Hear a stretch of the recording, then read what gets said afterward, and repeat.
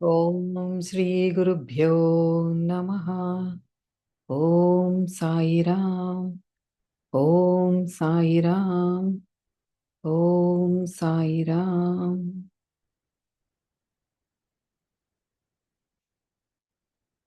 బాబా gang అందరికీ portal to love and light తరపున హార్దిక స్వాగతం.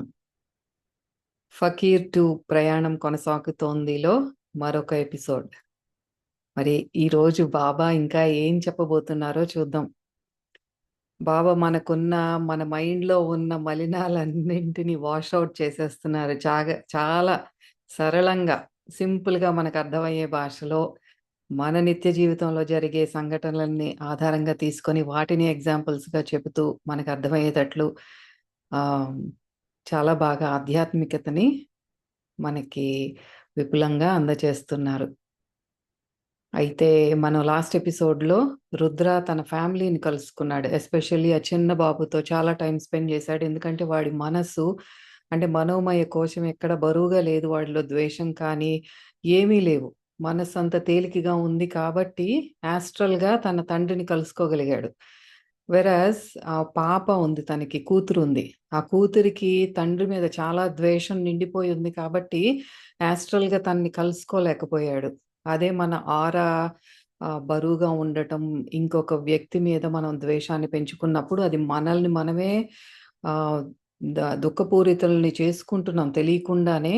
అది మనల్నే హర్ట్ చేస్తుంది. అంటే మానసికంగా మనకి ఎవరిని మీద అయితే కానీ కోపం కానీ ద్వేషం కానీ ఇవన్నీ మనం అబ్జార్బ్ చేస్తున్నామో అది మన శరీరం మీద చాలా ప్రభావం చూపిస్తుంది. అందుకే మనకి ఎంత మెడిటేషన్లు చేసినా సరే శారీరక బాధలు, ఈ డిసీజెస్ నుంచి కానీ బయటపడట్లేదు. ఎందుకంటే మన లోపల మనోమయ కోశం మీద మనం వర్క్ చెయ్యట్లేదు. మనకి ఏ దేని గురించి బాధపడుతున్నాము, ఎటువంటివి భావోద్వేగాలకి లోనవుతున్నాము, ఇవన్నీ కూడా గమనించుకుంటూ ఆ క్షమ అనేది లేకుండా ఉంటే ఆధ్యాత్మికంగా పురోగమించలేము.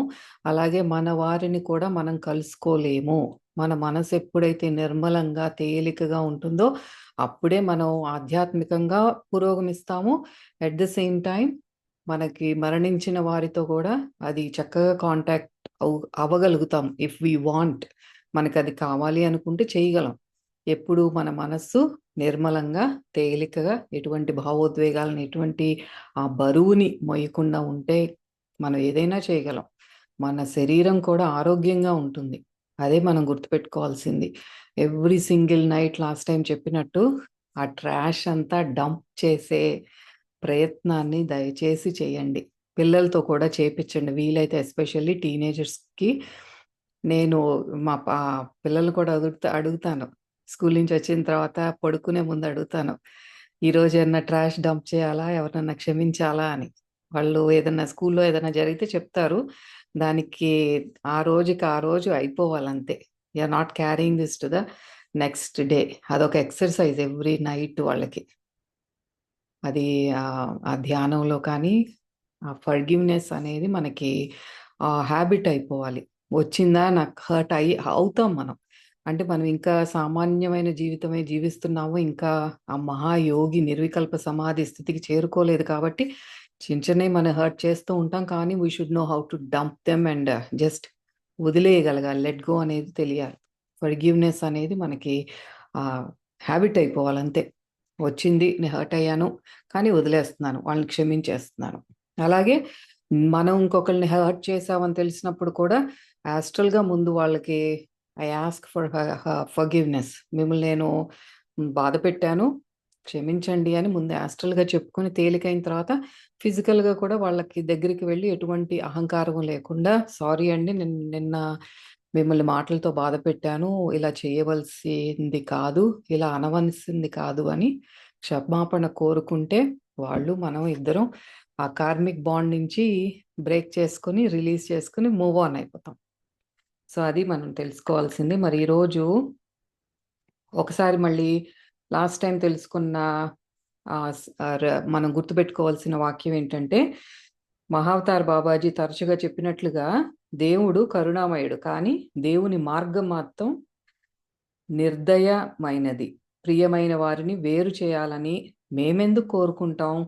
మరణాలు లేనట్లుగానే విడిపోవడాలు కూడా లేవు. అదే కదా మరణం అనేది ఆత్మతలాల్లో చూసుకుంటే మనకు మరణం అనేది లేదు. మీరట్లా పెట్టుకుంటున్నారు కానీ, ఇది జస్ట్ ఒక్కొక్క లైఫ్ తర్వాత కామా పెట్టుకుంటూ వెళ్ళిపోవటమే. ఆత్మకు మరణం లేదు.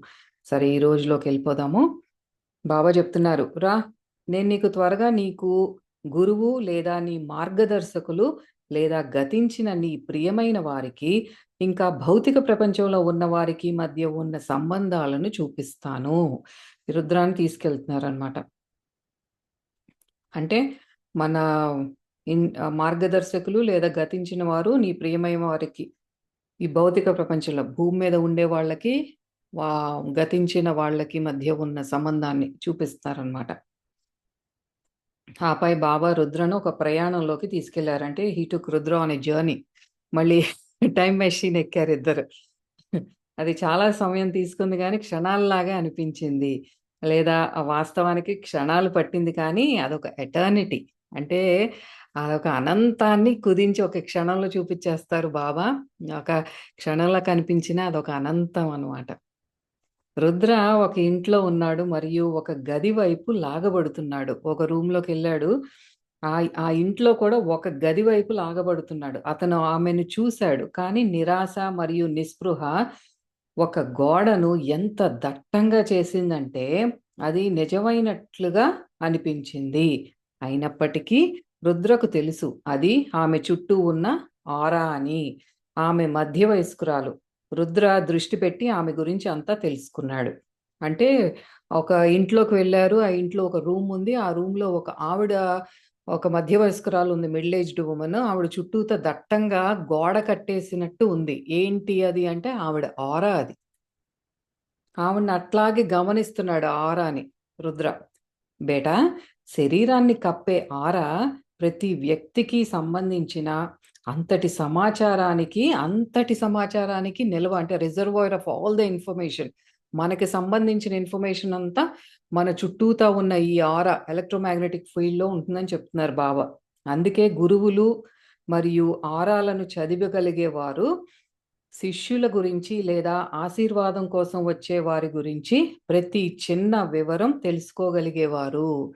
అదే మన జాతకం అంతా మన చుట్టూ, మననేమి చేతులు చూడక్కర్లేదు, ఏమి లేదు. మన ఎదురుగా నుంచుంటే మన చుట్టూతా ఎలక్ట్రోమాగ్నెటిక్ ఫీల్డ్ ఎవరైతే స్టడీ చేయగలరో వాళ్ళకి మొత్తం అంతా తెలిసిపోతుంది. ఇది ఒక పుస్తకాన్ని తెరిచి దాని విషయాలను చదవడం అంత సులభం. ఇందులో ఎలాంటి మాయ లేదు. ఇది వ్యక్తి యొక్క బ్యాలెన్స్ షీట్ మరియు వ్యక్తి ఎక్కడ ఉన్నారో లేదా ఎక్కడికి వెళ్ళవచ్చో చూపే ఒక రోడ్ మ్యాప్ లాంటిది. కొన్ని క్షణాల క్రితం జరిగిన దానికి మాత్రమే కాకుండా, జన్మల క్రితం జరిగిన దానికి మరియు భవిష్యత్తులో జరగబోయే దానికి సంబంధించిన సమాచార బ్యాంక్ లాంటిది ఈ ఆరా. గురువు కేవలం ఆరాను స్కాన్ చేస్తారు. ఆయనకు లేదా ఆమెకు అంతా తెలిసిపోతుంది. ఆరా గత జన్మ కర్మ బంధాలు మరియు కర్మలను అలాగే ఈ జన్మవి కూడా మోస్తుంది. మరియు గురువులు ఆరా ద్వారా భవిష్యత్తును కూడా చూడగలరు. ప్రార్థనలు మరియు ధ్యానం ఆరాను దాని గత మరియు ప్రస్తుత జన్మ కర్మ నుండి శుద్ధి చేయడానికి సహాయపడతాయి. ఆరాను నయం చేయడానికి కూడా సహాయపడతాయి. తద్వారా వ్యాధి శరీరాన్ని చేరకుండా నిరోధిస్తుంది మరియు వ్యాధిని తొలగిస్తుంది కూడా. ఎందుకంటే ఆరా శుద్ధి చేయబడితే శరీరం కూడా శుద్ధి చెయ్యబడాలి. తప్పదు. If aura is cleansed, the body has to be cleansed two. అది మరి ఆరాకున్న ప్రాముఖ్యత, దాని విలువ, అది ఎంత పవర్ఫుల్ అనేది చెప్తున్నారు ఇక్కడ బాబా మనకి. ఆరా అనేది మానవ జాతిని మోక్షానికి చేర్చే లేదా నరకంలోకి పంపే ఒక కవచం, ఒక కేసింగ్ లాంటిదనమాట మన చుట్టూతో ఉన్న ఆరా. అది మనని మోక్షానికి తీసుకెళ్తుంది లేదా నరకానికి కూడా తీసుకెళ్ళగలదు. ప్రార్థనలు, ధ్యానం, ప్రశాంత స్వభావం, కేంద్రీకృత శ్వాస అంటే ఫోకస్డ్ బ్రీదింగ్, దానము, ఆశీర్వాదాలు, యాత్రలు, పవిత్రులు లేదా ఘనులు అంటే నోబుల్ పీపుల్ అన్నమాట. ఋషులు, మునులు, సెయింట్స్ అట్లాంటి వాళ్ళు. సంతోషంగా ఉన్న వారి సాంగత్యంలో ఉండటం, ఇవన్నీ కూడా ఆరాను శుద్ధి చేస్తాయి మరియు దానిపై పని చేస్తాయి. ఇవన్నీ కూడా మనం చేసే ధ్యాన సాధనలు కానీ ఇవన్నీ కూడా మన ఆరా మీద పనిచేస్తాయి. అట్ ద సేమ్ టైం మనం పుణ్యక్షేత్రాలకు వెళతాము, పుణ్య పురుషుల్ని కలుస్తాము. ఇవన్నీ కూడా మన ఆరా మీద ప్రభావం చూపిస్తాయి అన్నమాట. సంతోషంగా ఉన్న పిల్లవాడి సాంగత్యంలో ఉంటే నువ్వు కూడా సంతోషంగా, ప్రశాంతంగా ఉన్నావని గ్రహిస్తావు. అంతే కదా! చిన్న బేబీస్ దగ్గర గానీ, 3 ఏళ్లలోపు పిల్లల దగ్గరికెళ్తే భలే సంతోషంగా అనిపిస్తుంది. ఎన్నున్నా సరే వాళ్ళ మొహాలు చిరునవ్వు, బోసి నవ్వులయి చూసి మర్చిపోతాం. అది వాళ్ళ ఆరా అంతా అంటే భగవంతుడితో సమానం అంటారు గదా! అంత ప్యూర్‌గా ఉంటుందన్నమాట అది. ఎందుకు? పిల్లవాడి ఆరా మీ ఆరాని తాకి శుభ్రపరిచింది.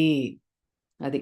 ప్రతికూల వ్యక్తి సహవాసంలో ఉంటే అంటే ఒక ఆహ్, నెగెటివ్ టెండెన్సీస్‌తో ఉన్న ఒక వ్యక్తితో ఉంటే, మీరు ఇబ్బందిగా భావించడం మొదలుపెడతారు. అలాంటి వ్యక్తులతో ఎక్కువ కాలం గడిపితే మీరు కూడా ప్రతికూలంగా మారవచ్చు. 6 నెలలు సావాసంతో వీళ్ళు వాళ్ళవుతారంటే ఇదే. ఒక ప్రతికూల వ్యక్తితో అంటే ఎప్పుడు నెగెటివ్‌గా ఆలోచించే వాళ్ళతో ఉంటే, మరి వా ఆహ్, వాళ్ళ ఆరా ఆ మ్యాగ్నెటిక్ ఫీల్డ్‌లోకి మనం వెళ్ళిపోతాం. మనం కూడా వాళ్ళలాగానే తయారయ్యే ఛాన్సెస్ ఉన్నాయన్నమాట. ఇక చాలామందికి డౌటొస్తుంది. మరి ఫ్యామిలీ మెంబర్స్‌లోనే అలా ఉంటే ఎలాగా అని. అంతకుముందు మనకి బాబా చెప్పారు కదా! అత్తా, కోడళ్ళు ఆ ఎపిసోడ్‌లో.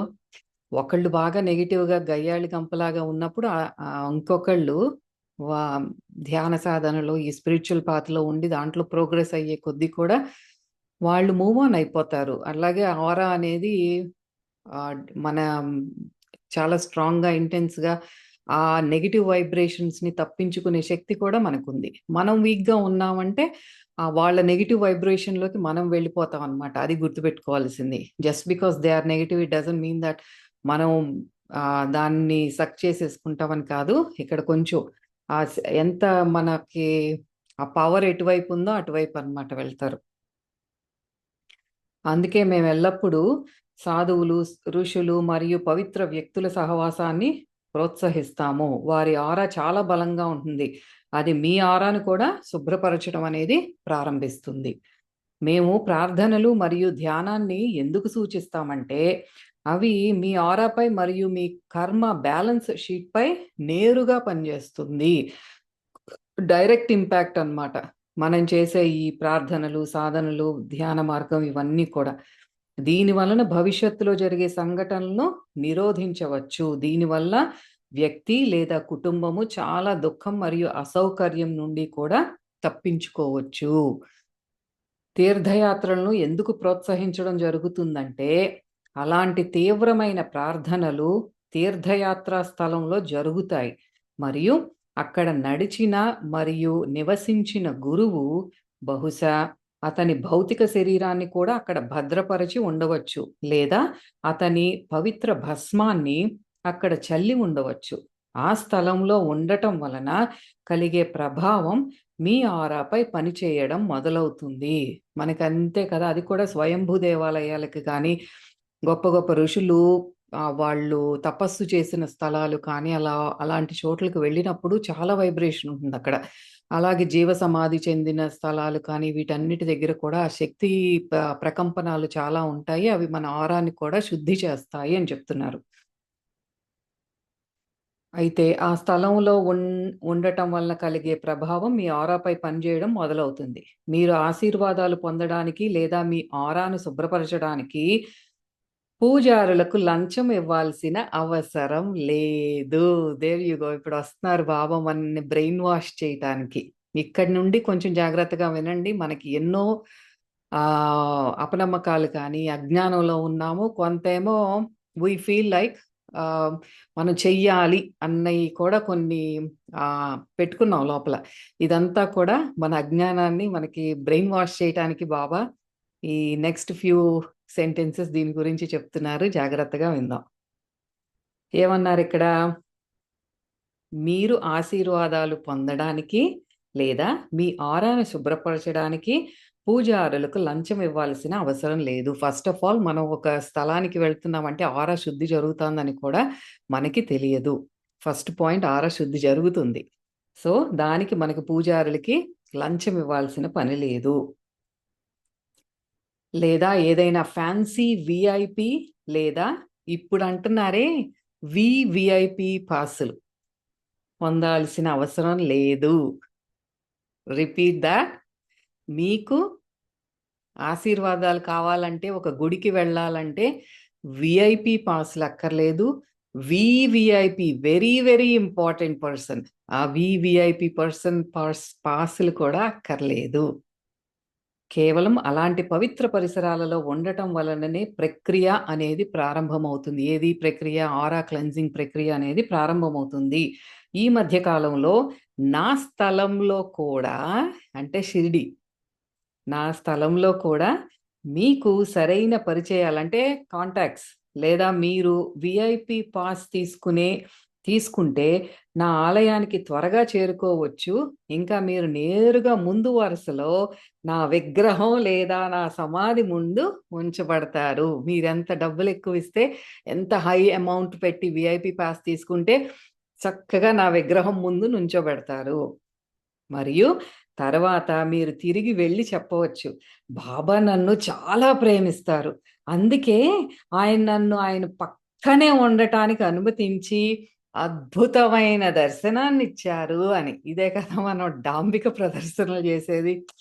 నాకసలు ఎంత బాగా దర్శనం దొరికిందో, దేవుడు ముందే ఇంకా ఆయన ముందే నుంచున్నాను నేను అని వచ్చి చెప్పుకుంటాం. ఇది మనం ప్రతి ఒక్కళ్ళం కూడా లైఫ్‌లో ఏదో ఒక ఫేజ్‌లో చేసిన వాళ్ళమే.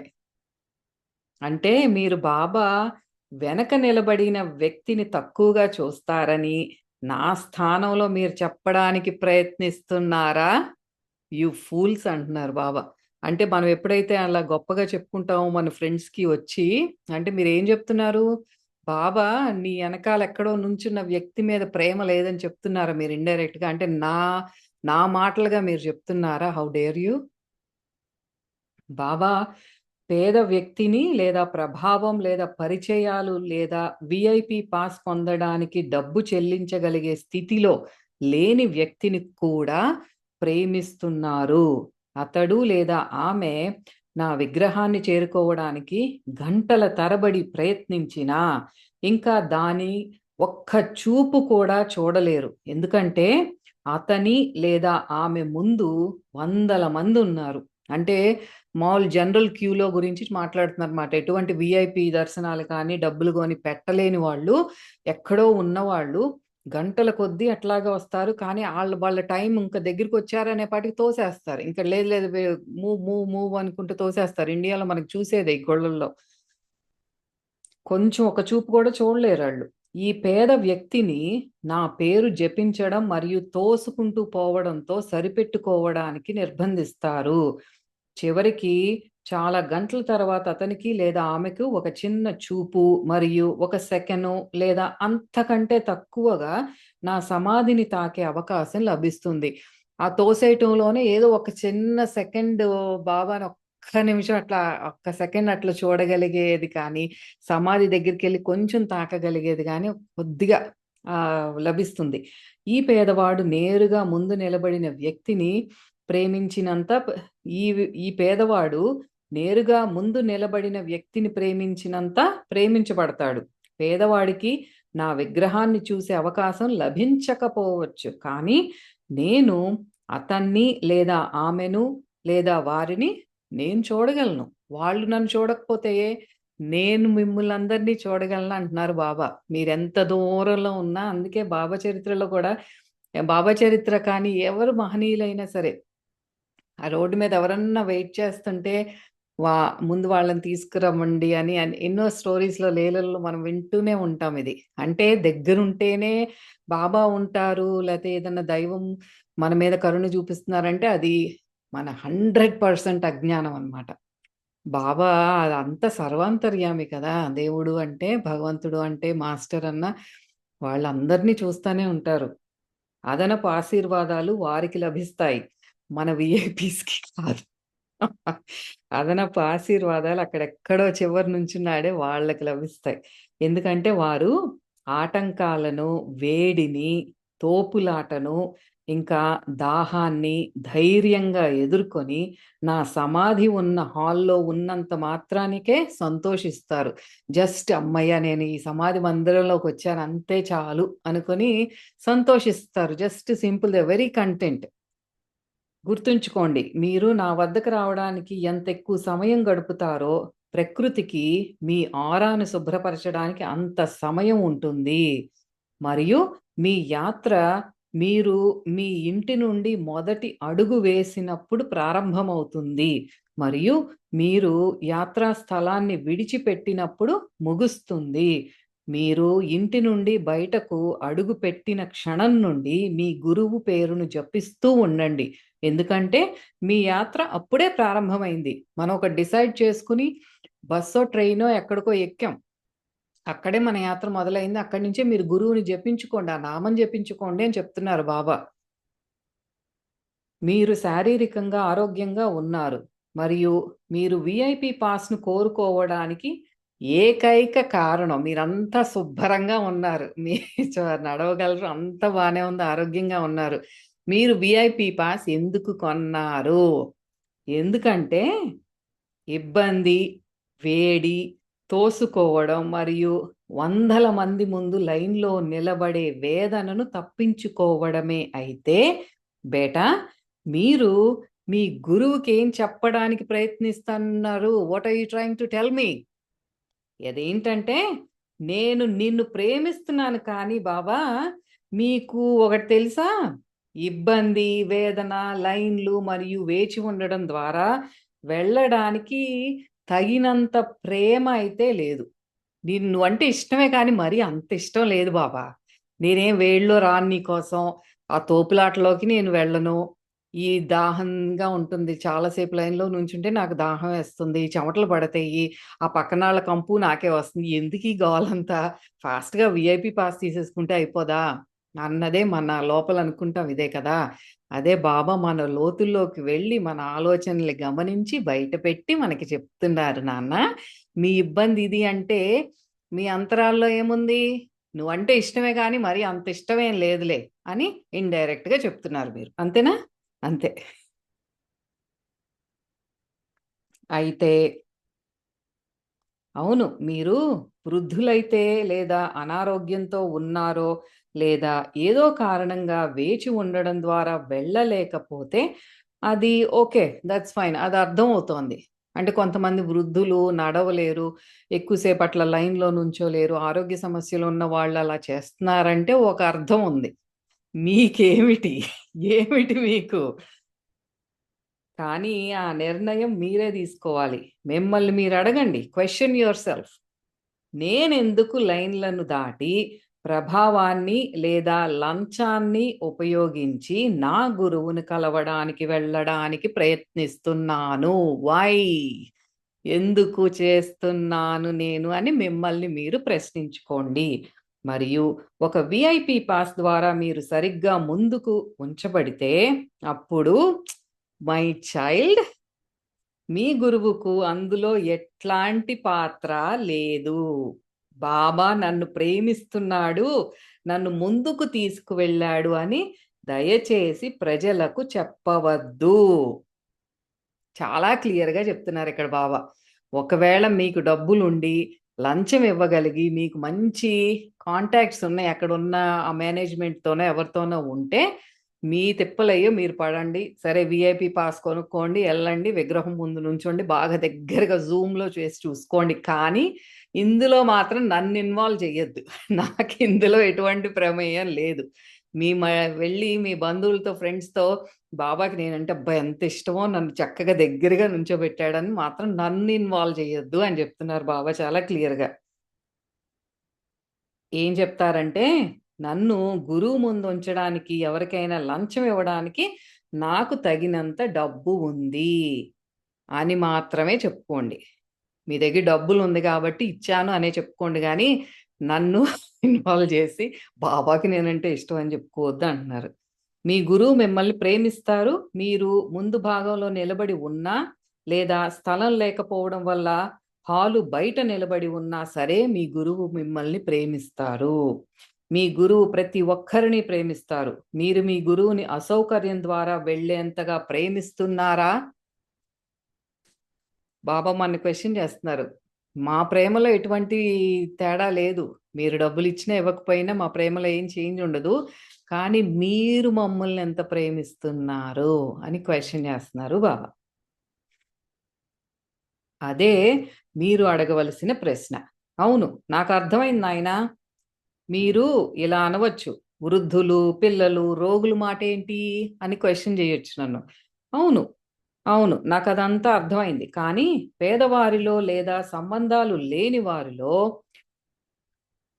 సంబంధాలు లేకపోవటం అంటే కాంటాక్ట్స్ అన్నమాట. ఇప్పుడు మేనేజ్మెంట్‌తో పెద్ద పెద్ద వాళ్ళతో పరిచయాలు లేకపోతే వృద్ధులు, పిల్లలు మరియు రోగులు తమ గురువుని చూడటానికి వేడిని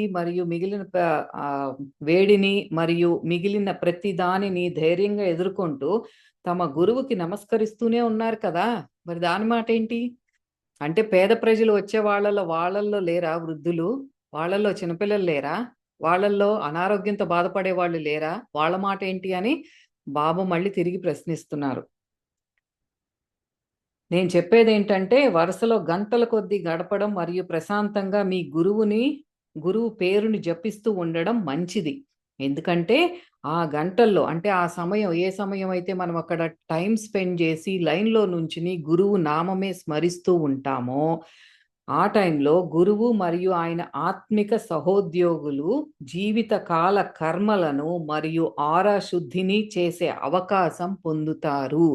మనం ఆ లైన్‌లో నుంచోవటం వల్ల మన చుట్టూతా ఉన్న ఏంజెల్స్ కానీ, స్పిరిట్ గైడ్స్ కానీ, మాస్టర్స్ కానీ వాళ్ళు మన ఆరాని క్లెన్స్ చేసే టైం ఉంటుంది వాళ్ళకి అని చెప్తున్నారు. దానివల్ల మీకు నష్టం ఏమి ఉండదు అని మనకి ఆహ్, ఆత్మతలంలో అంటే మనం అక్కడికి వెళ్ళినప్పుడు చుట్టూతా ఏం జరుగుతుందో చెప్తున్నారు.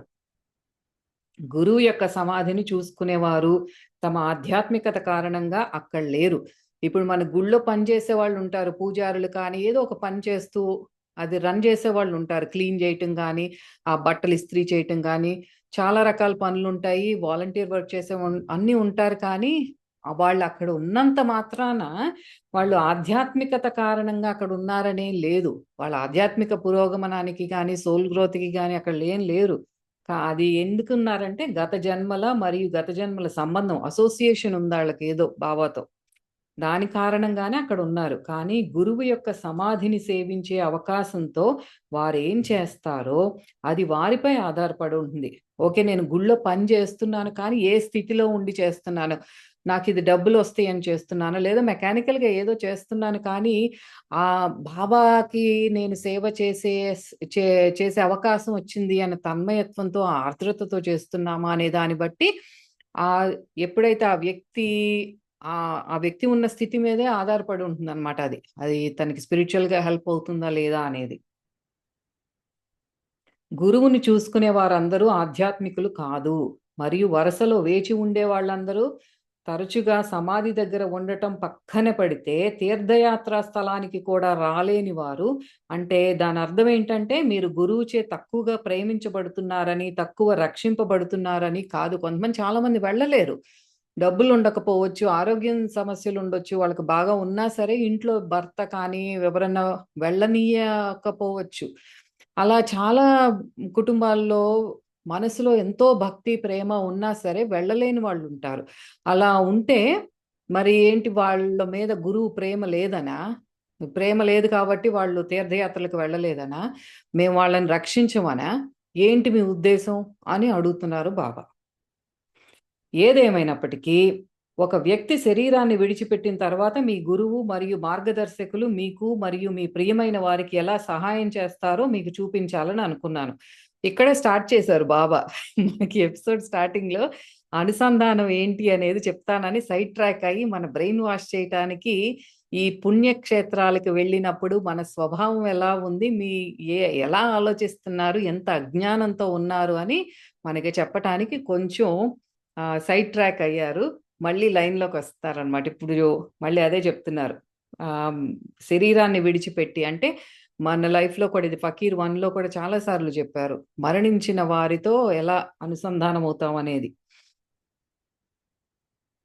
నాయనా గుర్తుంచుకో, భౌతిక శరీరాన్ని విడిచిపెట్టటం అనేది చాలా మంది మానవులు అంగీకరించవలసిన వాస్తవము. మనం పుట్టాము అంటే గిట్టక తప్పదు అనేది చాలా మంది నమ్మి తీరవలసింది అంటున్నారు. ఓహ్! చాలా మానవులు అంగీకరించవలసి ఉంది అంటే ఏంటి దానికి అర్థం? మరణ నియమాలను మానవులందరూ అంగీకరించాలి అని కదా నేననుకున్నాను అంటున్నాడు రుద్ర. చాలా మంది అంగీకరించాలంటారేంటి? అందరూ అంగీకరించాలి కదా! అంటున్నాడు. First of all, first and foremost మొట్టమొదటిగా నీ దట్టమైన యాస్ట్రల్ తల, నీ థిక్ హెడ్ ఉందే, మరణం వంటిది ఏమీ లేదు అనే విషయాన్ని తెలియజేయడానికి, అది నీ తలలోకెక్కడానికి ఎంత టైం పడుతుందో నేనేం జేయాలో నాకర్థం గాట్లేదు అంటున్నారు బాబా. ఎన్నో సార్లు చెప్పారు. మరణం అనేది లేదు. There is no such thing called death. మరణం అంటే జీవితం అంతమవుతుంది. జీవితం ఎన్నడూ అంతమవ్వదు. అదే మనం సాంఖ్యంలో నేర్చుకున్నది. ఆత్మకు అంతమనేది లేదు.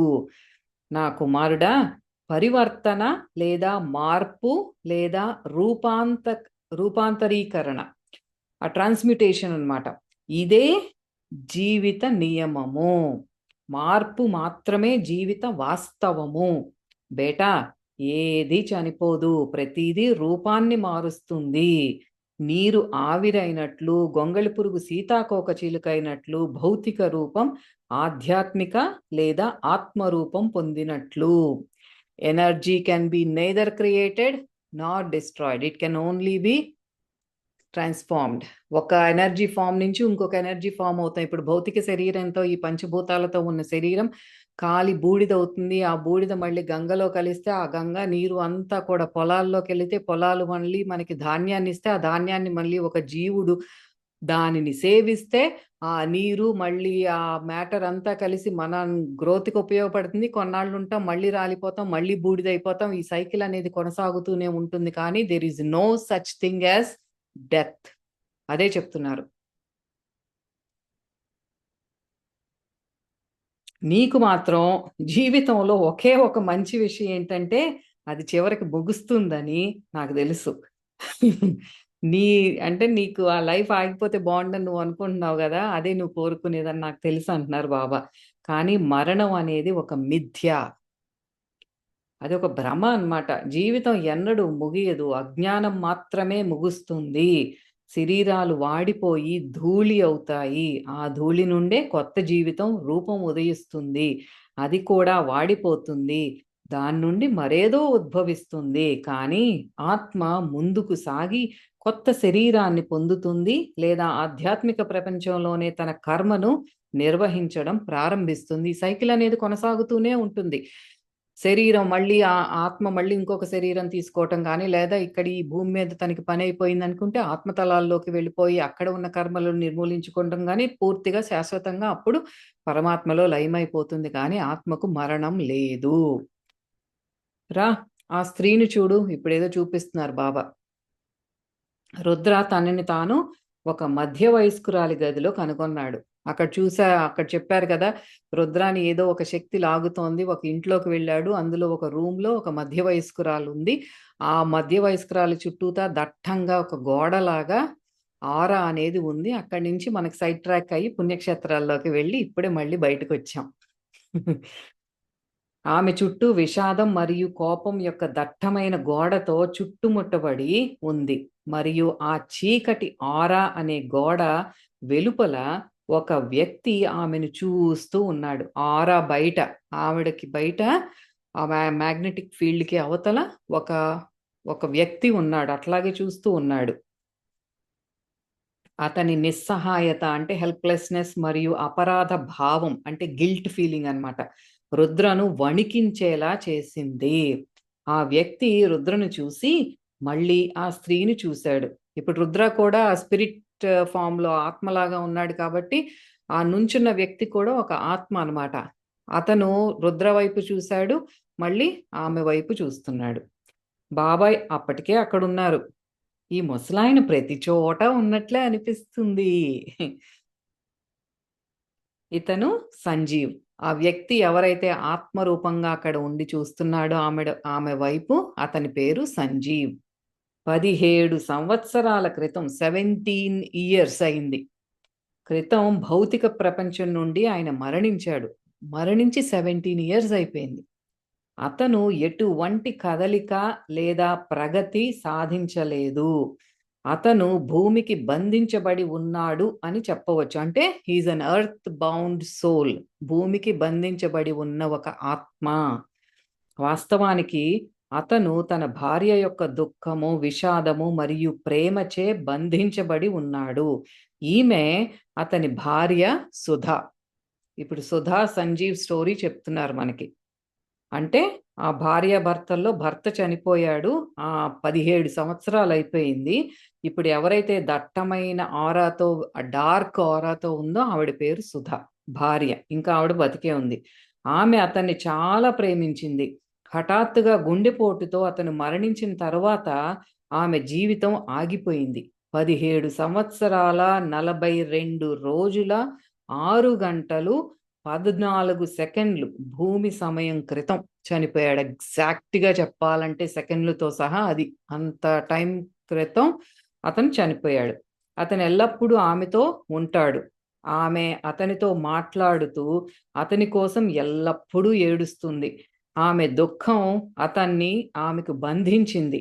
అనేక మంది ఆత్మలు, కుటుంబ సభ్యులు మరియు స్నేహితుల తథాగతిత ప్రేమచే బంధించబడి ఉన్నాయి. అతను బంధించబడ్డాడు అని అంటారేంటి బాబా? అతన్ని ఆమెకు బలవంతంగా బంధించేది నాకేం కనిపించట్లేదే అంటున్నాడు రుద్ర. అది చెప్తున్నారు. అన్నేళ్ళు అయిపోయింది. హఠాత్తుగా మరణించాడు. హార్ట్ అటాక్ వచ్చింది. ఆ సంజీవ్ అనే వ్యక్తి మరణించాడు. కానీ ఆవిడ 17 ఇయర్స్ నుంచి అదే డిప్రెషన్‌లో ఏడుస్తూ అతన్నే తలుచుకుంటూ ఉండటం వల్ల అతను ఇంకా ఆమెను వదిలేసి ఆత్మతలాల్లోకి వెళ్ళలేకపోయాడు. తన పక్కనే ఉన్నాడు. అంటే అడుగుతున్నాడు. "ఏముందక్కడ? ఉండటానికేముంది? ఎళ్ళిపోవచ్చు గదా! ఏముందక్కడ? నాకేం కనిపించట్లేదు ఇద్దరికీ. ఆ టై ఏం కనిపించట్లేదు" అంటున్నాడు రుద్ర. దుఃఖం, అపరాధ భావన, అజ్ఞానం, కోపం, కామం, స్వాధీనత అంటే పొసెసివ్‌నెస్. ఈ భావోద్వేగాలు నల్లని మేఘాలు. ఇవన్నీ కూడా నెగెటివ్ వైబ్రేషన్స్. ఇయన్నీ కూడా చాలా లో ఫ్రీక్వెన్సీ. ఎప్పుడు దుఃఖంగా ఉండటం, డిప్రెషన్‌లో ఉండటం, యాంగ్జైటీలో ఉండటం, నాది, ఈ వ్యక్తి నాకు సంబంధించిన వాడు అని గట్టిగా పట్టుకోవటం, నా భర్త, నా భర్త, నా భార్య అనుకుంటూ అదొక ఫాల్స్ లవ్ అది అని చెప్పాల్సిందే. That is not true love. అదొక బంధించే స్వార్థంతో కూడిన ప్రేమ అది. మనం అనుకుంటాం అదొక అబ్బా! ప్యూర్ లవ్ నాది అని, కానీ కాదు. వాళ్ళని బంధించేస్తున్నాం. ఫిజికల్ లెవెల్‌లో ఉన్నప్పుడు అట్లాగే చేస్తాం. పొసెసివ్‌నెస్‌తో ఇది చేయొద్దు, అది చేయొద్దు, నువ్వంటే నాకు చాలా ఇష్టం, చాలా ఇష్టం అని ఆ వ్యక్తిని బంధించేస్తాం. అదే మళ్ళీ చనిపోయిన తర్వాత కూడా అదే కంటిన్యూ చేస్తాం. అది చాలా తప్పది. అవి గురువు శక్తిని వ్యక్తితో లేదా ఆత్మతో విలీనం కావడాన్ని నిరోధిస్తాయి. ఇది మీకు సినిమా యాక్టర్ నాగయ్య గుర్తుండే ఉంటాడు. భక్తి, చాలా ఓల్డ్ యాక్టర్. 1930స్‌లో 'భక్త పోతన' ఇవన్నీ చేశారు నాగయ్య. ఆయన భార్య చనిపోయినప్పుడు ఆహ్, చాలా డిప్రెషన్‌లోకెళ్ళిపోతారాయన. ఎళ్ళిపోయినప్పుడు ఎవరి ద్వారానో ఆయనకి అరుణాచలం వెళ్ళండి. మీకక్కడ కొంచెం స్వాంతన లభిస్తుంది. కొంచెం శాంతిస్తారు అంటే అక్కడికెళ్తారు. ఎళ్ళినప్పుడు అంతా బాగా అనిపిస్తుంది. హి ఫీల్స్ గుడ్. అయిన తర్వాత అదే చెప్తారు. అంటే నాకు భార్య చనిపోయింది. అందులో నుంచి బయటికి రాలేకపోతున్నాను. నాకు తనంటే చాలా ఇష్టం. ఐ లవ్ మై వైఫ్ ఇయన్నీ అట్లా చెప్తుంటే భగవాన్ రమణ మహర్షి చెప్తారనమాట. మీరేదైతే ప్రేమ అనుకుంటున్నారో అది ప్రేమ కాదు. ఔట్‌వర్డ్‌గా ప్రొజెక్ట్ అయ్యేది బాహ్య వస్తువు లేదా వ్యక్తి మీద ఉండేది ప్రేమ కాదు. ప్రేమ ఎప్పుడు అంతరంలో నీ సాక్షిభూత తత్వంలో ఆ పరమాత్మ స్థితిలో ఉన్నప్పుడు నువ్వు అనుభవించేది మాత్రమే ప్రేమ. కానీ ఏదైతే మీరు అనుకుంటున్నారో ఒక వ్యక్తి మీద, వస్తువు మీద, వీటిల మీద ఉన్నది మీకు ప్రేమ కాదు. అది స్వార్థంతో కూడుకున్నది. ఆ పొసెసివ్‌నెస్ అదే అవుతుంది కానీ ప్రేమ కాదు అని చెప్పినప్పుడు ధ్యాన స్థితిలో ఉండు. నువ్వు ధ్యానం చేసుకో రోజు అని ఆయనకి చెప్పి గ్రాడ్యుయల్‌గా ఆత్మ విచారణ చేస్తే నీకే అర్థమవుతుందంటే అప్పుడు అక్కడి నుంచి ఆయన మెడిటేషన్‌లోకి వెళ్తారు. అది కొంచెం షేర్ చేయాలని అనిపించింది. ఇప్పుడు ఇదే అన్నమాట సేమ్ థింగ్. భార్యాభర్తల మధ్య ఒకళ్ళు చనిపోతే ఇంకొకళ్ళు ఎలా ఉంటారు అనేది ఇప్పుడు చెప్తున్నారు. కొన్నిసార్లు కుటుంబ సభ్యులు దుఃఖం లేదా ప్రేమ ద్వారా ఆత్మ చుట్టూ గోడను నిర్మిస్తారు. ఉదాహరణకు ఈ వ్యక్తిని తీసుకోండి. ఇప్పుడు జరిగేది అదే అన్నమాట. అతను తన ఎదుగుదలతో ముందుకు సాగాలని కోరుకోవడం లేదు. ఎవరు? ఆ భర్త సంజీవ్ కూడా ఇంక నేను మూవ్ ఆన్ అయిపోవాలని తను అనుకోవట్లేదు. ఈవిడేమో ఇటు ఏడుస్తూ ఉన్నది. మరియు అతను స్తంభించిపోయాడనమాట. అక్కడే ఉండిపోయాడు. స్టాగ్నేట్ అయిపోయాడు. అంటే సోల్ గ్రోత్ ఏం లేదు. ఇంక అక్కడే ఉండిపోయాడు. నన్ను నమ్మండి. Trust me. అది నరకం కంటే ఘోరమైనది. ఆ స్థితి ఏదైతే ఎర్త్ బౌండ్ సోల్ లాగా ఉండిపోతామో అది నరకం కంటే హీనమైందనమాట. ఎందుకంటే అతని ఈ భౌతిక రూపంలో ఈ భూమి మీద ఉన్న వైఫ్ ఆ సుధా ఎవరైతే ఉందో అతన్ని చూడలేదు. పక్కనే ఉన్నా సరే షీ కాంట్ సీ హిమ్. మనకిప్పుడు ఆత్మలోకంలో ఉండి బాబా చెప్తున్నారు గాబట్టి తెలుస్తోంది గానీ, ఆమెకు పక్కనే భర్త ఉన్నాడని తెలీదు. కానీ ఎంతో భావోద్వేగానికి గురవుతుంది.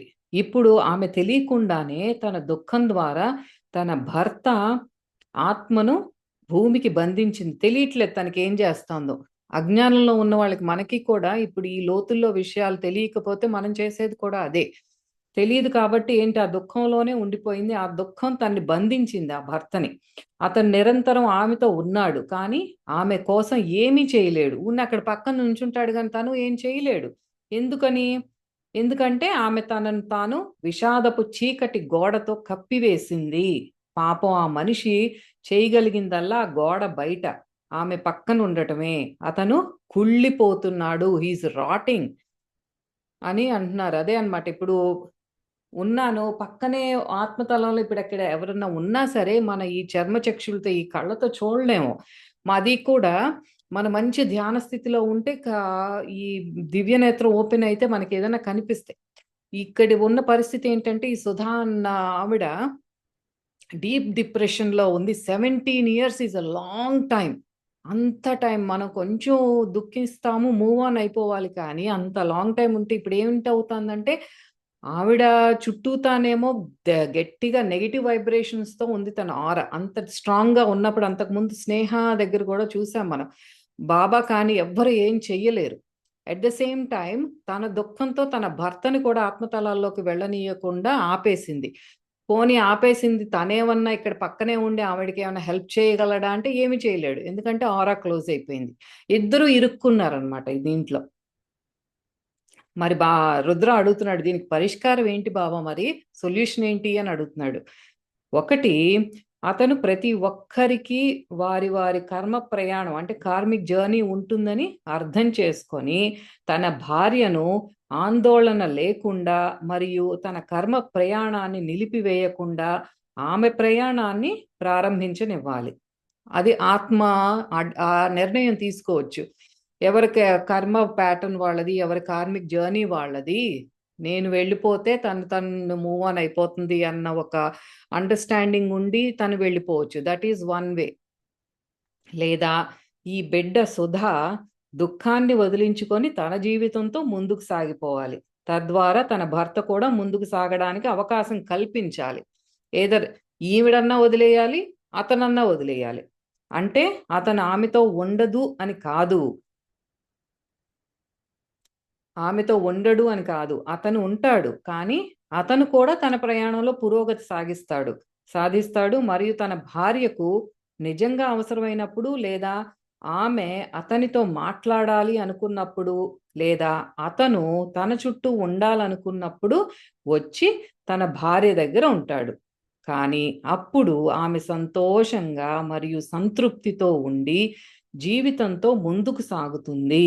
మరియు అందువల్ల అతను కూడా తన ఆత్మ ప్రపంచ విధులతో ముందుకు సాగుతాడు. ఇంకా అందువల్ల తన నిజమైన గమ్యానికి కూడా దగ్గరవుతాడు. అట్లా ఎవరో ఒకళ్ళు ఈ అమ్మాయి మూవ్ ఆన్ అయిపోవాలని డిసైడ్ అయిపోవాలి. అతనైనా డిసైడ్ అవ్వాలి. అప్పుడే ఇద్దరికీ కూడా మంచి జరుగుతుందనమాట. అట్లా అని వదిలేస్తున్నాము అంటే వదిలేయట్లా. ఆవిడకి ఎప్పుడన్నా అవసరం అయ్యి తలుచుకున్నప్పుడు తను రాగలిగి హెల్ప్ చేయగలుగుతాడు. ఎందుకంటే ఆరా ఇంకా డెన్స్‌గా లేదు. మంచి వైబ్రేషన్‌తో ఉన్నప్పుడు మనకి ఈ స్పిరిట్ వరల్డ్ నుంచి ఎవరన్నా బాగా కావాల్సిన వాళ్ళు దేహ విరమణ చేసిన తర్వాత కూడా వాళ్ళని మనం పిలుచుకుంటే వాళ్ళు హెల్ప్ చేయగలుగుతారనమాట. మనం ఎప్పుడైతే ఆరా క్లియర్‌గా ఉంటుందో. అప్పుడు ఇద్దరూ లబ్ధి పొందుతారు కదా! ఇద్దరికీ శుభం జరుగుతుంది. ఆత్మల ప్రపంచంలో మనల్ని గుర్తుంచుకునే వారి నుండి మనం కేవలం ఒక ఆలోచన దూరంలోనే ఉన్నామని గుర్తుంచుకోండి. జస్ట్ ఒక్క ఆలోచన దూరంలోనే మీరున్నారు. మీ వాళ్ళకి మీరంత దగ్గరగా ఉన్నారు అని చెప్తున్నారు బాబా. ఒక బిడ్డ తన తల్లిని లేదా తండ్రిని గుర్తుంచుకుంటే లేదా పిలిస్తే తల్లిదండ్రులెక్కడున్నా సరే ఆమె లేదా అతను తన బిడ్డతో ఉంటాడు అని పరుగున వస్తారు. ఉండటానికి పరుగునొస్తారు. అంతే కదా! మన బిడ్డ మనని పిలిస్తే పరిగెత్తుకుని ఎళ్తాం ఏమైందా అని. ఆత్మల ప్రపంచంలో ఈ రీయూనియన్స్ ఏవైతే ఉన్నాయో అంటే పునర్మిలనాలు మిలియన్ రెట్ల వేగంతో మరియు మిలియన్ రెట్ల ఎక్కువ తీవ్రతతో పనిచేస్తాయి. ఆ పిలిచే పిలుపు అంటే మనం ఆలోచన తరంగాన్ని ఎప్పుడైతే రిలీజ్ చేస్తామో, ఆ లోకంలో ఉన్న వాళ్ళు అంత మిలియన్ టైమ్స్ ఫాస్టర్‌గా మన దగ్గరికొచ్చేస్తారని జెప్తున్నారు. ఆత్మ పెరుగుతూ ఉంటుంది. అంటే ఇంక పురోగమిస్తూ ఉంటుందనమాట. దాని స్వంత ఇష్టంతో లేదా దీనికి పరిష్కారం ప్రసరింపజేస్తుంది. తన ప్రియమైన వ్యక్తి పిలిచినప్పుడల్లా ఆ వ్యక్తితో ఉంటుంది. ప్రతి ఒక్కరూ జీవితంతో ముందుకు సాగుతున్నారు. కానీ మీ ప్రియమైన వ్యక్తి దుఃఖాన్ని వదులుకోనప్పుడు మీరు మీ దివంగత వ్యక్తిని అంటే ద డిపార్టెడ్ సోల్ మీకు బంధించబడి ఉండేలా బలవంతం చేస్తున్నారు. ఆత్మ ప్రపంచంలో ఉన్న వ్యక్తి జ్ఞానవంతుడై తన ప్రియమైన వ్యక్తిని భూమిపై ప్రే గురువు ప్రేమ గల చేతుల మీద అంటే నా భగవంతుడి చేతుల్లో, నా గురువు చేతుల్లో వదిలేస్తున్నాను అని అట్లా మనం ఆ ఫెయిత్‌తో గనక, ఆ విశ్వాసంతో వదిలివేస్తే తప్ప ఈ ఈ ఆ బంధం అనేది వదిలిపోదు. ఆ డిపార్టెడ్ సోల్ ఎవరైతే ఉన్నారో దేహ విరమణ చేసి వెళ్ళిపోయారో వాళ్ళు కూడా జ్ఞానవంతుడైనట్లయితే అంటే వాళ్ళు జ్ఞానంతో ఉండాలి అంటే ఏంటంటే ఇప్పుడు మనం బ్రతికున్నగానే ఈ జ్ఞానాన్ని మనం ఎంత నేర్చుకుంటే అంత మంచిది. అందుకే మనకి రిపిటిషన్ కానీ రీఇన్ఫోర్స్‌మెంట్ బాబా రిపీటెడ్‌గా చెప్తున్నారు. ఎందుకంటే ఇదొక ప్రాబ్లమ్ అన్నమాట. ఎర్త్ బౌండ్ సోల్స్ అనేది ఎంతో మంది అట్లా ఉండిపోయారు. అందుకనే మనకి జ్ఞానాన్ని అందిస్తున్నారు బాబా. మీరు ఈ జ్ఞానం మనకి ఎప్పుడైతే ఉంటుందో మనం చనిపోయినప్పుడు కూడా ఆ సోల్ మనం ఎంత దుఃఖిస్తున్నా సరే వీళ్ళు క్రమంగా వాళ్ళు సర్దుకుంటారు అని చెప్పి ఇంక వెళ్ళిపోవటమే. భటులు వస్తారు కదా! విష్ణు భటులు, శివ భటులు ఇట్లా ఎవరైనా వచ్చినప్పుడు వాళ్ళతో పాటు వెళ్ళిపోవటమే గానీ, ఇక్కడ ఎర్త్ బౌండ్‌గా అమ్మ నేను మా వాళ్ళని చూసుకోవాలి అని ఉండిపోవటం అనేది అదే నరకప్రాయమైంది అని చెప్తున్నారు. ఇంకా భగవంతుడే వాళ్ళని చూసుకుంటారు. ఎందుకంటే ఇయన్నీ మనం తెచ్చుకున్న బంధాలసల నారు పోసిన వాడే నీరు పోస్తాడు గదా! భగవంతుడే జూసుకుంటాడు వాళ్ళని. మీరు ఈ వ్యక్తిని ముందుకు కదలడానికి సహాయం చేయలేరా? అని అడుగుతున్నాడు రుద్ర. అక్కడ మనం గుర్తుపెట్టుకోవాలి. అంటే ఇప్పుడు ఈ సోల్ అక్కడుంది. సంజీవ్ అట్లా నుంచుని చూస్తున్నాడు. బాబా కూడా అక్కడే ఉన్నారు గదా! చూస్తున్నారు ఇదంతా. మరి మీరేం హెల్ప్ చేయలేరా? అంటున్నాడు రుద్ర. స్వేచ్ఛా సంకల్పము ద ఫ్రీ విల్ అగైన్. ఇది చాలా ఇంపార్టెంట్ మనం అర్థం చేసుకోవాల్సింది. మై సన్ అతను దీనిని తనకు తాను ఎంచుకున్నాడు. హి చోస్ దట్. తనకి తనే ఇట్లా కావాలని ఎంచుకున్నాడు. కాంతి అతన్ని పిలుస్తోంది. అంటే కాంతి యాస్ట్రల్ వరల్డ్స్ అన్నీ తనని పిలుస్తున్నాయి. గురువు మాట్లాడారు. అతని కంటే ముందు వెళ్ళిపోయిన అతని ప్రియమైన వాళ్ళు అతనితో మాట్లాడారు. కానీ అతను మొండిగా ఉన్నాడు. అందరూ కూడా తనకి చెప్తున్నారు ఇంక వచ్చేసేయి. 17 ఇయర్స్ నుంచి అక్కడే ఉన్నది ఆ ఆత్మ. వచ్చేసేయ్ అని గురువు చెప్తున్నారు. కాంతిలోకంలో నుంచి తనకు పిలుపొస్తోంది. తనకంటే ముందు తన ఫ్యామిలీలో వెళ్ళిపోయిన వాళ్ళు చెప్తున్నారు ఇంక రా అని. కానీ మొండిగా తనే నిర్ణయం తీసుకొని అక్కడే ఉండిపోయాడు. అదే ఫ్రీ విల్‌కున్న ఆ శక్తి ఏంటంటే ఒక నిర్ణయం ఆ ఆత్మ తీసుకుంటే ఎవ్వరు ఏ గురువు కూడా ఏమీ చెయ్యలేరు. అది మనకి ఆ ఫ్రీ విల్ గురించి కూడా చాలా సార్లు చెప్పారు బాబా. అతని భార్య జీవితంతో ముందుకు వెళ్ళినప్పుడే అతను ముందుకు కదులుతాడు. ఆమె కదలదు. ఆమె జీవితంతో ముందుకు సాగే లేదా జీవితంతో ముందుకెళ్ళే ప్రయత్నం చేసే సంకల్పాన్ని ఆవిడ కోల్పోయింది. ఇంకంత డీప్ డిప్రెషన్‌లో ఉన్నప్పుడు ఆ సుధా అనే ఆవిడ ఇంకేం చేయలేదు. 17 ఇయర్స్ నుంచి అదే డిప్రెషన్‌లో ఉన్నప్పుడు ఇంక సంకల్ప బలం ఏముంది తనలో? జీరోకొచ్చేసింది. ఏ సంకల్పం లేదు. ఏం చెయ్యాలని లేదు. జీవితం మీద ఒక ఆశ గాని, ఏమన్నా చెయ్యాలని కానీ ఏదీ లేదు. అలాంటున్నప్పుడు తను ఏమీ నిర్ణయం తీసుకోలేదు. తనట్లా ఉంది కాబట్టి, ఈ సంజీవ్ కూడా అక్కడే ఉండిపోయాడు. ఈ ఇద్దరిలో ఎవరికీ జ్ఞానం లేదు. అది. మేము విడిపోవడంలోని బాధను అర్థం చేసుకోగలం. కానీ, ఇంత మేరకు కాదు. Not at this cost. విడిపోతే బాధ ఉంటుంది. అది మాకు తెలుసు. కానీ ఇంతా? అని అంటున్నారు బాబా.